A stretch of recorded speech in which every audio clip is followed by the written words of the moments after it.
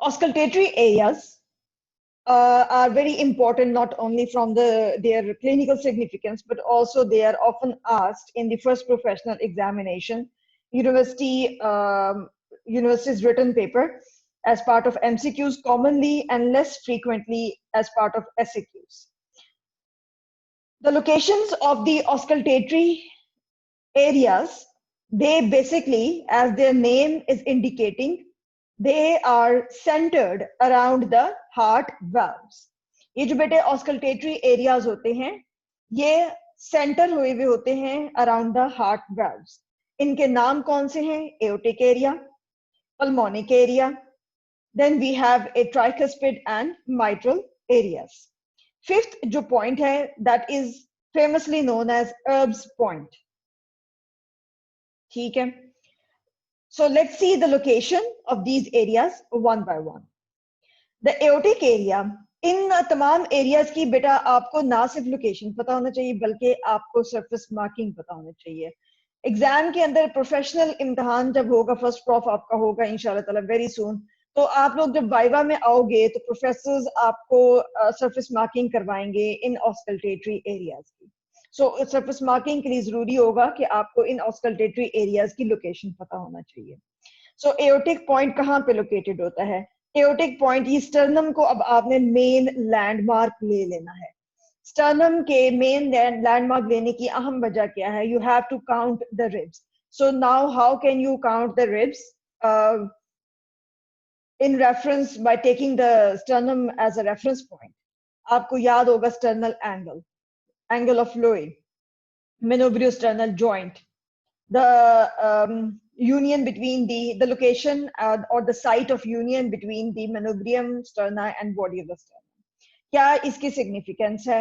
एक तो ये slight bulging produce करता है on the body surface, और इस bulging को palpate करना का मकसद क्या है? To count the ribs. And how can it help you count the ribs? क्योंकि एक्सटर्नल एंगल वो लैंडमार्क होता है जिसके लेवल पे काफी सारे स्ट्रक्चर्स मौजूद होते हैं. आप लोगों के लिए as clinicians, as practicing doctors, जब आपको रिब्स काउंट करना होंगी तो आपको एक्सटर्नल एंगल पे जब आप पेशेंट के पैल्पेट करोगे तो आपको पता लग जाएगा कि यहाँ पे उस पेशेंट की second costal cartilage and second rib adjacently attached है. सो जब once you will reach the external angle, तो आपने जब एओटिक एरिया को लोकेट करना होगा तो आपको पता होगा कि aortic area right to the sternum located होता है in the almost second intercostal space.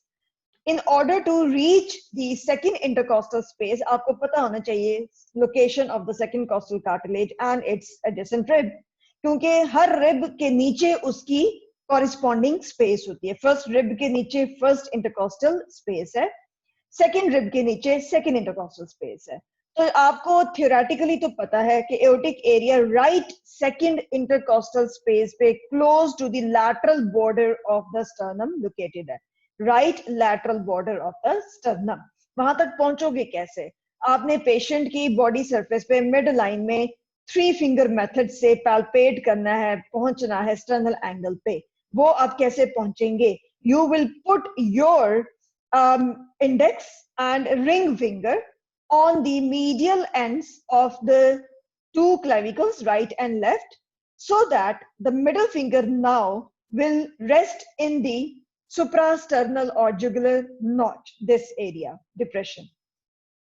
Now you will continue, you will keep your middle finger placed in this notch, and now you will start to trace with the help of your middle finger, keeping it in the midline on the patient's body, in the midline chest pe uske, until your middle finger reaches a slight bulge, which you will be able to feel on the surface of the patient's body in the midline of their chest. तो वो जो bulge है वो किस चीज का bulge होगा? वो मेनुब्रियोस्टर्नल जॉइंट या स्टर्नल एंगल या एंगल ऑफ लुई का बल्ज होगा. तो वहां से अब आप अपनी फिंगर्स फैला के अब आपकी जो मिडल फिंगर होगी आपने उसको वहां से प्लेस कर देना है on the side, right side. तो राइट साइड पे वो जिस स्ट्रक्चर के ऊपर अब आपकी फिंगर प्लेस हो रही होगी वो कौन सी स्ट्रक्चर होगा? वो सेकंड कॉस्टल कार्टिलेज एंड उसकी एडजेसेंट रिब होगी. और इसके नीचे जो स्पेस पड़ी होगी उसका नाम क्या होगा? Second intercostal space. क्योंकि ये राइट साइड है तो राइट सेकंड इंटरकॉस्टल स्पेस। तो यहाँ पे जब आप स्टेथोस्कोप रख के सुनेंगे तो आपको एओटिक एरिया की साउंड्स जो हैं वो प्रोड्यूस होंगी और सुनाई देंगी आपको।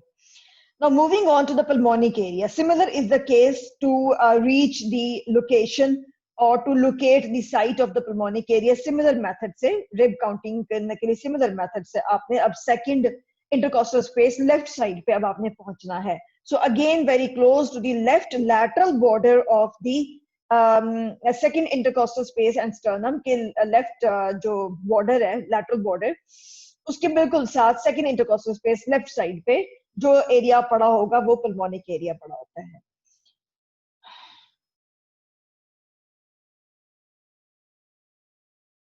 Now we move on to the tricuspid जो एरिया है. ट्राइकस्पिड एरिया अगेन आपको लेफ्ट साइड पे मिलेगा. Again closer to the left lateral border of the sternum. और स्पेस इंटरकॉस्टल कौन सी होगी? Third intercostal space 1 2 and 3. इस स्पेस तक पहुंचने के लिए भी आपने वही 3 फिंगर मेथड से पैल्पेट करना है और पहुंचना है स्टर्नल एंगल पे. Now you will place your hand on the left side of the patients body so that your साथ ही आपने अपने जो फिर पाम होता है फिंगर्स होते हैं ना उसको फैला देते हैं आप. ठीक है. फिर आपने अपनी इंडेक्स में आपकी जो मिडिल फिंगर होगी वो प्लेस हो रही होगी on the second costal cartilage and its rib. Index finger आपकी प्लेस हो रही होगी इसके ऊपर थर्ड कॉस्टल कार्टिलेज जो रिब. और इन दोनों रिब्स के बीच में जो आपकी भी दोनों फिंगर्स के बीच में वेब स्पेस होगी वो किस स्पेस को इंडिकेट करी होगी? किस इंटरकॉस्टल स्पेस को? सेकंड को. फिर जब आप थर्ड रिब से उठा के अपने इंडेक्स फिंगर नीचे स्पेस पे लेकर आएंगे और जो नीचे स्ट्रक्चर होगा वो होगी फोर्थ रिब. अब जो आपकी मिडल और इंडेक्स फिंगर के बीच में अब जो स्पेस पड़ी हुई होगी वेब स्पेस में जो इंटरकॉस्टल स्पेस आपकी वो रफली मेजर करी होगी वो कौन सी इंटरकॉस्टल स्पेस होगी? थर्ड वाली. ठीक है. और आपने स्टेथ रखना है बिल्कुल close to the lateral border of the sternum, चाहे एओटिक के लिए चाहे पल्मोनिक और ट्राइकस्पिड के लिए. ये वाली. ठीक है. सो ये हमारे पास फर्स्ट होगी, सेकंड होगी, थर्ड होगी एंड फोर्थ. ठीक है जी. सो फोर्थ इंटरकॉस्टल स्पेस में आपने जो है एरिया जो पैल्पेट करना है वो करना है ट्राइकस्पिड. और ट्राइकस्पिड चूंकि फोर्थ इंटरकॉस्टल स्पेस है तो अब आपकी जो इंडेक्स फिंगर है वो पड़ी होगी किस रिब के ऊपर? फिफ्थ रिब के ऊपर. और मिडिल फिंगर किसके ऊपर पड़ी होगी? फोर्थ के ऊपर. आपकी जो वेब स्पेस होगी बिटवीन द टू फिंगर्स वो ऑक्यूपाई कर रही होगी या इंडिकेट कर रही होगी कौन सी इंटरकॉस्टल स्पेस को? फोर्थ वाली को. और आपने स्टेथ कहाँ रखनी है? बिल्कुल close to the left lateral border के साथ. ठीक है जी.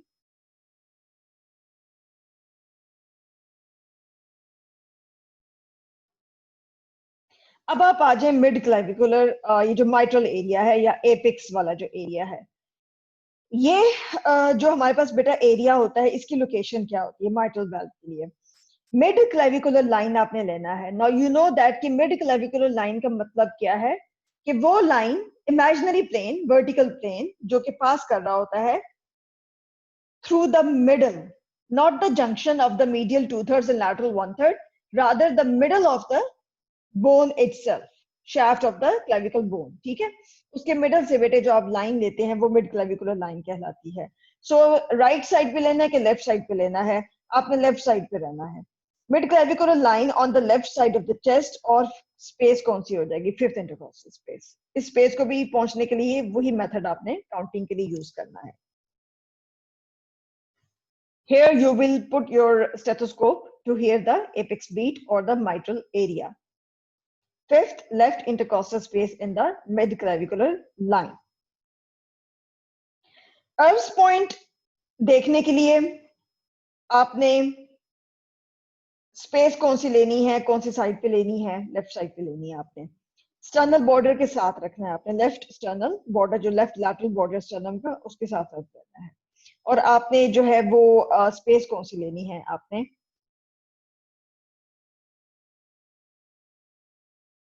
अब ये जो अर्ब्स पॉइंट है इसमें हमारे पास थोड़ी सी वेरिएशन आ जाती है. In some places it is written that कि आपने जो है इसको थर्ड इंटरकॉस्टल स्पेस में लेना है लेफ्ट साइड पे.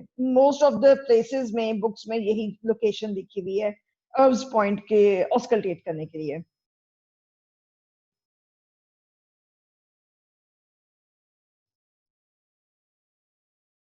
along the left parallel जो sternal border है उसके साथ.